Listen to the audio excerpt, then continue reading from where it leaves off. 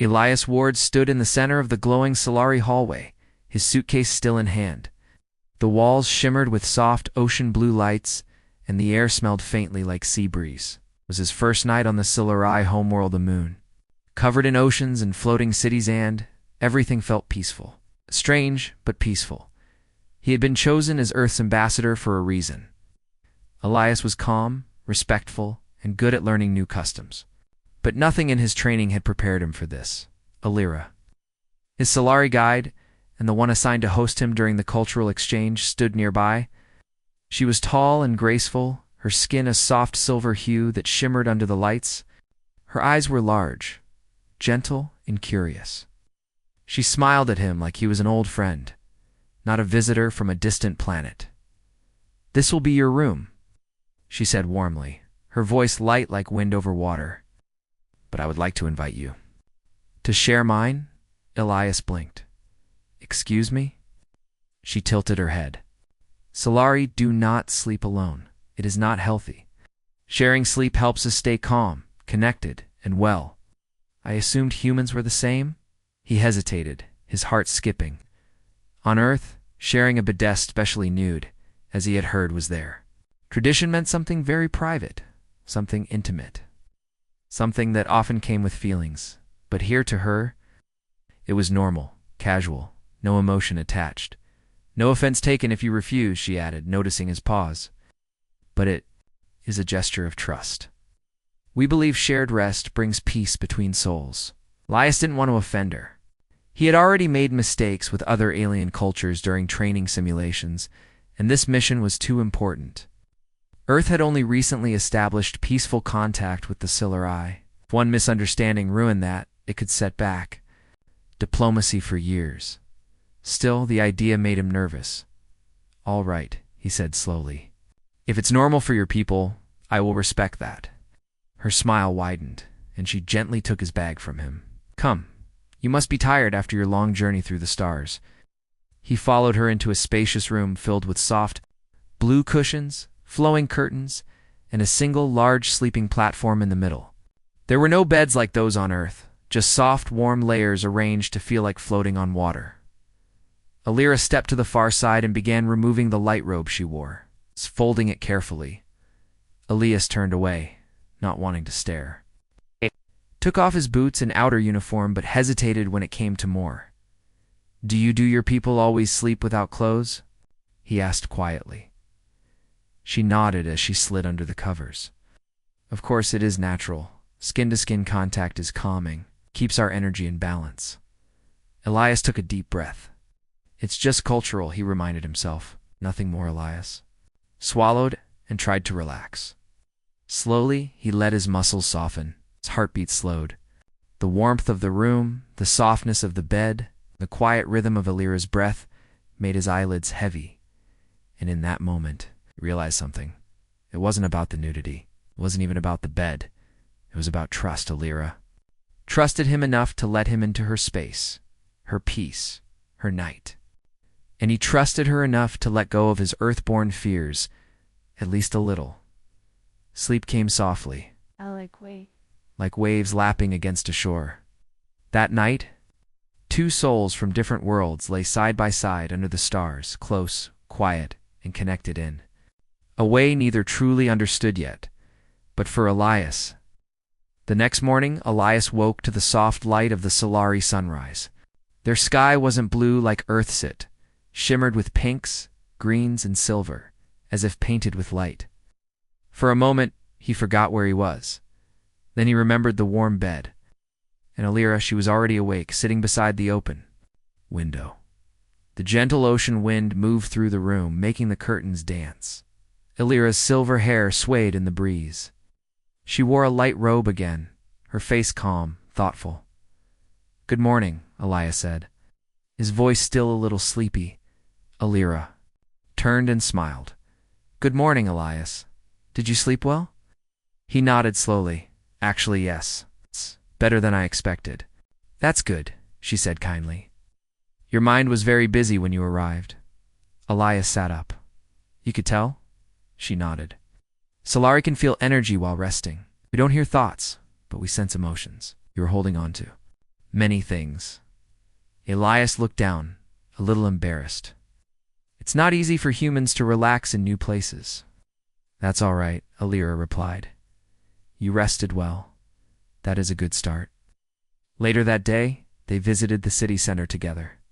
The Solari city floated above the ocean on soft energy fields. Everything was curved, glowing, and clean. There were no sharp corners, no loud noises. It was peaceful, like the people who lived there. Elias noticed something else. No one seemed in a hurry. People moved calmly, smiled at each other, and often touched shoulders or hands while talking.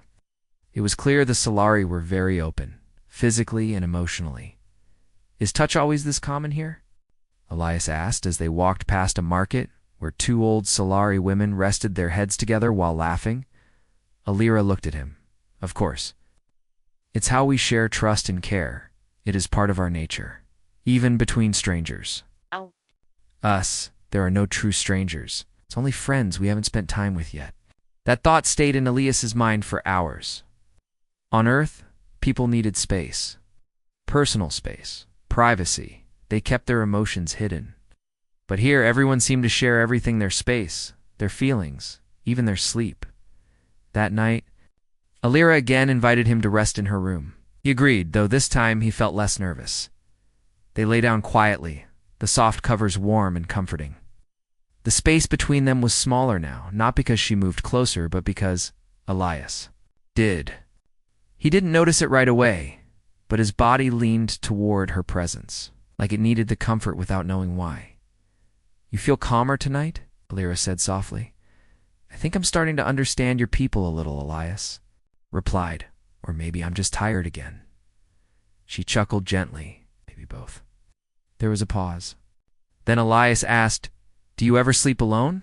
Alira turned her head toward him. Only when we are sick or grieving. Being alone in sleep brings pain to us. It makes the heart feel lost. Even when we are upset with someone, we still share rest. It helps the feelings pass. That's very different from how humans live, Elias said. And feeling something more. Lyra was quiet for a moment. Then she said, It's not strange, but it is human. Elias looked over at her. Confused, humans feel deeply. Sometimes too deeply.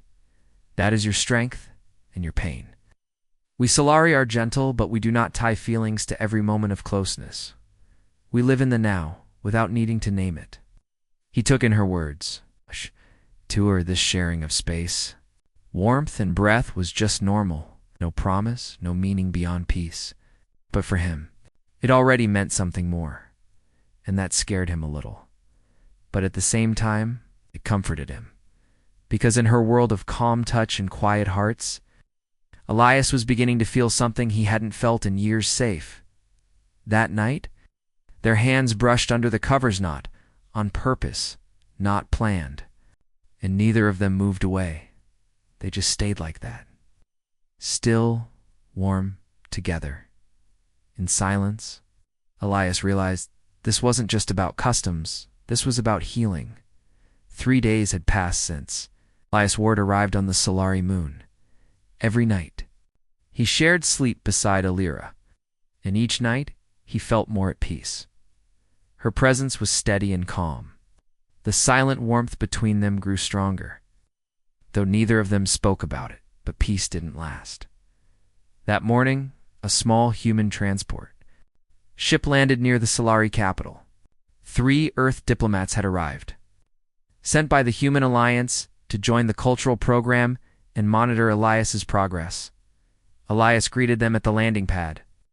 You're early, he said, offering a polite smile. The lead diplomat, director, Hale, didn't smile back. Headquarters wants answers, Ward. Your recent reports. They've raised concerns. Concerns? Elias frowned. About what? About Solari customs, Hale said, stepping closer. Especially this. Sleep-sharing habit. Ilias's jaw tightened. It's not a habit. It's a part of their emotional health. It's natural to them. Another diplomat, a younger man named Brooks, raised his eyebrows. We read your report. You've been sleeping beside the same Solari woman every night without clothing. You don't think that's inappropriate? Leah sighed. To them, It means comfort, not romance, but anything physical. Just connection and peace. But to humans, Hale replied sharply, it sends the wrong message. Elias stayed calm. We're not here to change their ways. We're here to learn. That means understanding their culture, not judging it. Director Hale didn't look convinced. Be careful, Ward. You may think you're adapting, but it looks like you're going native. Those words stung. Elias opened his mouth to respond but closed it again. There was no point in arguing now. He simply nodded. You're welcome to observe, but please be respectful. That evening, Elias returned to Alira's room feeling heavy. The peaceful comfort of the place felt different now. When Alira noticed his silence, she tilted her head. You carry worry again, she said softly. New visitors from Earth, Elias explained. They don't understand your ways. They think what we're doing is strange, even wrong. Alira looked down for a moment. This is not the first time. You've had problems with other species too, Elias asked. She nodded. Many. Visitors see our closeness and believe it has hidden meaning. But we do not live in hidden feelings. We live in light and truth. Our bodies are not secrets. Our sleep is not shame. Elias admired her honesty. But at the same time, he felt caught. Between worlds, his own people, and hers. That night, he couldn't sleep. He lay beside Alira as always, but his thoughts ran in circles. The comfort he had grown used to was now mixed with confusion. He felt safe beside her, and yet unsure of what. It truly meant she seemed to sense his unease. You are thinking too much again, she whispered, eyes closed. I'm sorry, Elias replied. It's for humans. Sharing a bed like this is very private. It usually means love or something close to it.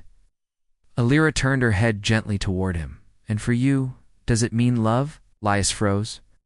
The question was soft, not demanding, just open. He took a breath. I don't know, maybe I just know it feels important. Alira looked at him for a long time. Then she said, if it means something to you, I will not take it lightly. They didn't speak again that night. But sleep came, eventually slow and quiet. The next morning, things got worse. Director Hale had requested a full report on Elias's time with the Solari. When Elias gave it, honestly describing the cultural differences and his own emotional growth, Hale was not pleased. You've let your feelings cloud your mission, Hale said firmly. You're supposed to study their ways, not become one of them. I didn't cross any lines, Elias replied. I followed their customs. I stayed respectful. We don't see it that way, Hal replied. You're too close to this Solari woman. We're removing you from the diplomatic position. You'll return to Earth next week. The words hit Elias like a stone. Return to Earth. Just when he had begun to understand, Soila stared at the ceiling, his heart full. He hadn't come here to fall in love. He came to build peace between two worlds. But now he realized, sometimes peace begins with just one heart reaching for another dot, and in Alira's quiet world, he had found more than peace. He had found something worth holding on to. Elias sat alone by the edge of the Solari Ocean. The waves glowed softly in the moonlight, shifting with gentle color like they were alive. His thoughts were loud, but the sea was calm. He would be sent back to Earth in just 3 days. The idea filled him with a strange sadness. Behind him, Alira approached. She sat beside him in silence. I'm sorry, Elias said. I didn't want it to end like this. Alira looked at the water. It has not ended yet. He turned to her. What do you mean? There is a place, she said, a sacred place for Solari. We call it the memory pool. It is where our emotions and thoughts can be shared, not with words, but with energy. Few outsiders have ever seen it, but I would like to show it to you. Elias nodded. What happens there? We'll see who I truly am, and I will feel who you are, if you're willing. He paused, for only a moment before answering yes. I trust you. Later that evening, Alira guided him through a glowing forest to a hidden cave by the sea. Inside the walls, sparkled with soft blue light, the center was a large pool of still water. Steam rose from its surface, and the air was warm like a deep summer night. This is where we connect soul to soul, Alira said quietly. There is no lying here. no hiding. She stepped into the water, her robe floating beside her. Elias followed, feeling the warmth surround him. The pool was shallow, only waist deep, but it felt endless. "Close your eyes," Alira whispered, "and open your heart." Elias did as she said. At first there was only silence. Then, memories not. Images, but feeling soft waves of emotion moving between them. Elias felt her curiosity when they first met, her calm energy when they lay beside each other, her quiet fear when the humans arrived. He felt her world, the loneliness of deep water, the joy of shared touch, the pain of being misunderstood, and then Alira felt him. She saw his childhood, the empty house, his parents always away, the cold beds, the quiet dinners. She felt the long years of training, the pressure to be perfect, to never cry, to stay strong. She felt his loneliness in space, his first night with her, the gentle shock of closeness, and the way her presence slowly filled the space he never knew was so empty. Alira gasped softly. "This is how you lived?" she asked, almost in a whisper. So much silence, so much distance. Elias nodded. "It was normal for me. I didn't even realize how much I needed." This Alira moved closer, placing her hand over his heart. "Your soul is tired." "Yours is kind," he replied. They stood like that in the pool for a long time, just feeling. The water carried no sound, it's only peace. When they finally stepped out, Elias felt like something inside him had changed, like a door had opened that would never close again. Later that night, back in her room, they rested as usual. But something was different. There were no walls between them anymore. Alira reached for his hand in the dark. "You understand me now?" She said. "I do," Elias whispered. "And I see you more clearly than I see myself." Alira's voice was soft. "And understand this too. To my people, sleep is not love. But with you, it has become more, because you are different." Elias turned toward her heart full. "I didn't want to feel this, but now I don't want to lose it." "You don't have to," she replied. "Not if you speak." He looked into her calm eyes, glowing slightly in the moonlight. "Then I will speak. I care for you, Alira. I don't know what happens next, but I care for you deeply." Alira leaned closer, her forehead gently resting against his. "I have never shared a memory pool with anyone from another world," she whispered, "but I did it for you." They lay in silence, their hands still touching. Outside, the sea whispered. Against the walls, the stars above moved slowly across the sky. The next morning, Elias knew that leaving would not be easy. But something had changed. This wasn't just a mission anymore. It wasn't about Earth or diplomacy. It was about a human and a Solari who had found something deeper than culture, something no report could explain, something the stars had quietly brought together. The day before Elias was supposed to return to Earth, everything changed. News spread quickly through the Solari capital. A message had come from the Human Alliance. A serious accusation was being made. One of the visiting diplomats, Director Halehead Centilius, stood beside her. His fists were tight at his sides. "That report is false," he said firmly. "They misunderstood everything." "But the damage is done," Alira replied. "Now they fear us. They do not trust what they do not understand." Later that day, Elias met with Director Hale. The other diplomats were there too. "You've made a mistake," Elias told them. "What I experienced here was peaceful, honest. You saw what you wanted to see because you didn't try to understand." "Saw enough," Hale replied. "You've lost objectivity, Ward. You became emotionally involved with your host. That compromises everything." "So what do you want from me?" Elias asked.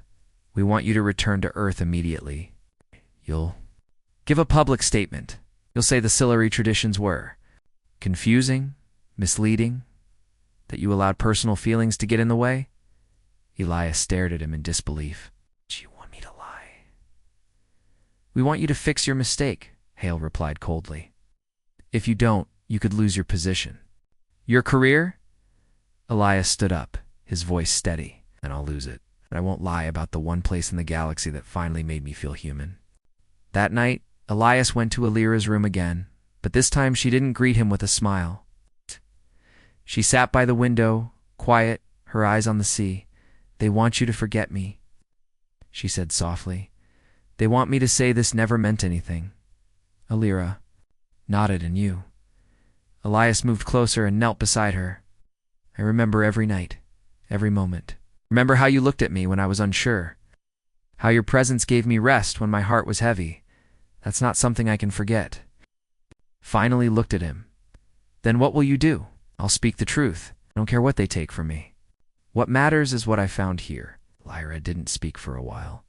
The wind moved through the room, carrying the smell of the sea. Then she said, "Let us have one more night. Not as ambassador and guide. Not as human and Solari. Just as two souls." Elias nodded. He lay beside her one more time. No fear, no confusion, only peace. There were no words between them that night. None were needed. The next morning, Elias stood before a gathering of humans and Solari. The council chamber was full. Even Director Hale was there, arms crossed. Watching with sharp eyes, Elias took a deep breath. "I was sent here to build a bridge between two worlds," he began. "At first I thought I was just here to learn customs and write reports. Then I lived with the Solari. I shared space with them, shared silence, I shared peace, and I realized something important." He paused, his eyes finding Alira in the crowd. "We humans are used to distance. Two walls. We protect our feelings. We don't let people close easily, but the Solari, they live without walls. They rest beside one another not because they want something, but because they believe no one should face the dark alone." He looked toward Director Hale. "You say I was manipulated, but the truth is I was healed." Gasps filled the room. Some Solari smiled. Others looked surprised. Hale stood up, clearly angry. "You're speaking from emotion, not reason." Elias turned to face him. "Sometimes, emotion is the most honest part of us." That evening, Elias packed his things. His return to Earth was confirmed. He wasn't sure what would happen when he got back. Maybe he would lose his job, maybe more, but he didn't feel afraid. As he stepped outside his quarters, he found Alira waiting. She didn't speak. He simply held out her hand. Elias took it, and together they walked to the ocean's edge. The stars above were brighter than ever. "I don't know when I'll return," Elias said. "But I'll wait," Alira replied, "because now I know you see me not just as Solari, but as someone who matters. And you saw me too." Elias whispered. They stood there for a long time, silent under the sky.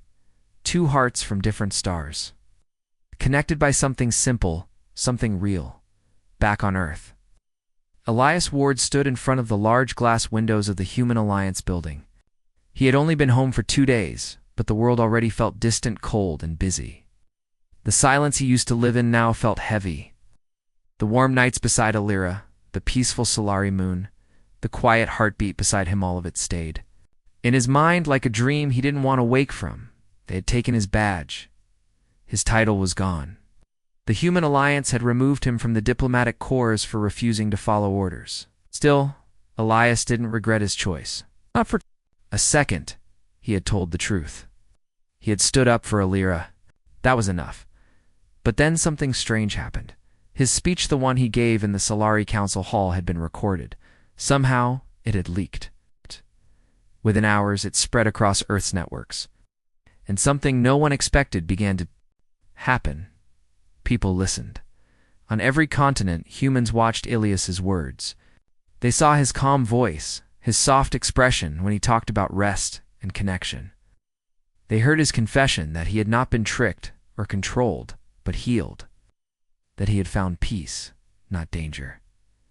And they began to wonder, what if we were wrong about the Solari?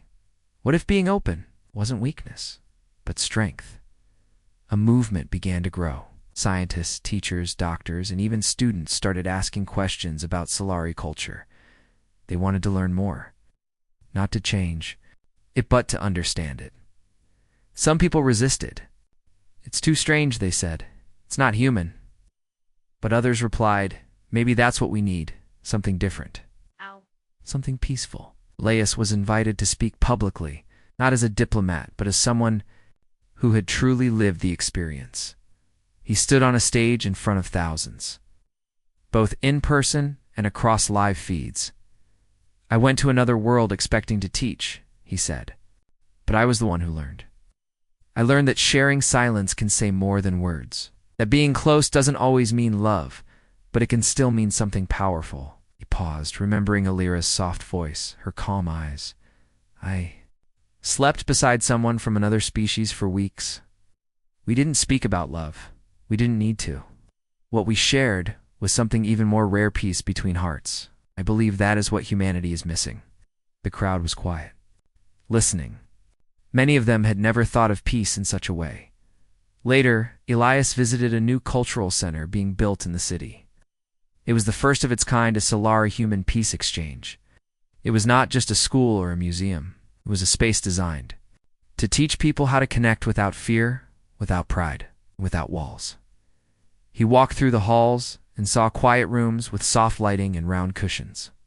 People sat in silence together, learning to be comfortable with closeness. It reminded him of the Siluri moon.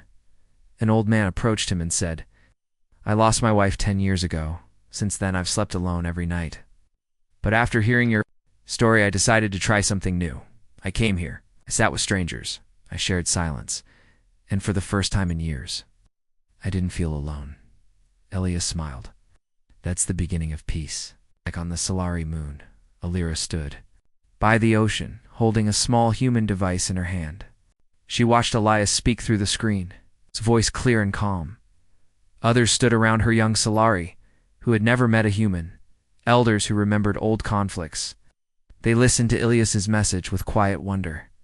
"He speaks with truth," one elder said, "and with heart," another added. Alira said nothing, but her eyes shined with quiet joy. Weeks later, Elias received a message. It was from the Human Alliance. Not an apology, but a request. They had seen the public response. They had watched the peace centers grow. Now, they wanted to build a new, long-term human Solari exchange built not on trade or politics, but empathy and emotional learning. And they wanted Elias to lead it. He stared at the message for a long time. Then he smiled. On the day he returned to the Siluri moon, the stars above seemed brighter. The air smelled like the sea again. The wind felt like a welcome. Alira was waiting at the shore. She said nothing at first. Neither did Elias. They simply stood a few steps apart, looking at each other. Then Alira stepped forward. "You returned," she said softly. "I said I would," Elias replied. She reached out and he took her hand. Around them, the ocean moved like it was alive, calm, deep. Endless two worlds had started to come closer. And it had all begun. With two people lying side by side in silence, the sun was setting over the Solari ocean. Gentle waves shimmered with golden light, and the floating city glowed like a peaceful dream. Elias Ward stood once more on the familiar balcony of the Solari Cultural Dome, looking out at the world he had grown to love. But this time, he wasn't just a guest. He was home. After his return, Elias had been asked to help lead the Unified Exchange Program, a new alliance between Earth and Solari. It was focused not on politics or trade, but on something much deeper: understanding, emotion, and trust. It was a quiet kind of diplomacy, but it was changing everything. People from Earth now traveled to the Solari moon not to control or study, but to learn. They stayed with Solari hosts, shared quiet evenings, learned the value of stillness and touch, and left with hearts lighter than when they arrived. And the Solari, in turn, began to explore Earth. They entered cities filled with noise and light, learning patience for human worries and fears. And slowly, both sides began to grow, one conversation at a time. Elias stepped into the chamber where students from both worlds sat in a circle, listening to soft music and learning how to share emotions. Without fear, they called it the Evening Circle. He had started the first one with Alira weeks ago. Now they were happening all over the city. He quietly joined the group. smiling at the young human girl sitting beside a Solari elder. The two were holding hands, eyes closed, breathing. Together in silence. Afterward, the girl opened her eyes and looked at Elias. "Is this what peace feels like?" she asked. Elias nodded. "Yes. It begins here." That night, as the stars filled the sky, Elias returned to the room he now shared with Alira. It was the same room where they had first slept side by side many weeks ago. But now, everything felt different, because now they had chosen each other. Alira stood by the window, her silver hair catching the moonlight. "You're quiet tonight," she said gently. Elias smiled. "I was thinking about how much has changed." "For you?" she asked. "For all of us," he replied. "When I first came here, I thought closeness was dangerous. I thought I had to protect my feelings, but now I understand. Connection doesn't make us weak. It makes us stronger." Alira turned and walked toward him. "That is what we always believed. But sometimes it takes another voice to help the world listen." He took her hand. "Thank you for sharing your world with me. You gave me peace when I didn't even know I needed it. And you gave me something rare too," she said softly. "You gave me meaning in something we had always seen as normal. You reminded me that shared moments can hold new stories if we look closely." They lay down together, as they had many times before. But now there were no questions, no uncertainty. Just comfort, just warmth, and something more. The next morning, a special ship landed on the Silari moon. It brought the first group of Earth's cultural leaders, teachers, artists, healers, and young minds. People who wanted to learn not from books, but from living souls. Elias and Alira stood at the landing platform, side by side, greeting the newcomers. A young boy stepped off the ship, wide-eyed and curious. "Is it true that you can sleep beside someone without talking and still feel close?" he asked shyly. Alira bent down, smiling. "Would you like to try it sometime?" The boy nodded. Elias watched them and felt his heart grow full. This was the future, not one built by force or fear, but by trust, shared breath, and stillness. That evening, Elias recorded a final message to send to Earth. He looked into the camera. Calm and clear. "There are many kinds of strength," he said, "but the one we forget the most is the strength to be open, to listen, to rest beside someone and expect nothing but peace. The Solari taught me that." He paused. "And now I hope we can teach each other." As the stars rose above the ocean that night, Elias and Alira stood on the balcony once more. No words were needed. The ocean moved slowly, the sky full of light. Two hands held gently. Two hearts steady. Two worlds closer than ever before. And somewhere in the silence, something beautiful had begun.